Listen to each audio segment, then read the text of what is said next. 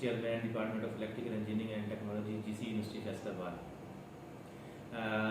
Under our department, 4 programs are being run.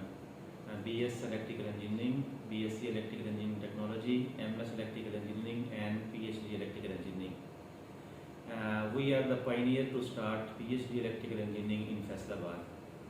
So we have 2 undergraduate programs, Engineering and Technology. Both are accredited from respective councils.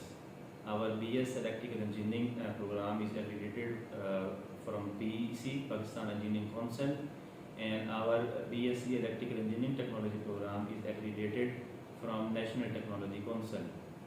And under BS Electrical Engineering, we already implemented outcome-based education system, which is an international system, and we have adopted under the Washington Accord.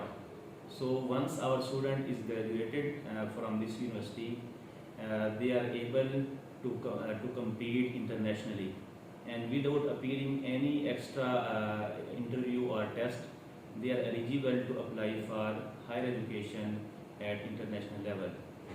So we have 10 state-of-the-art laboratories, and other than this, we got already research and development lab for our MS and PhD students.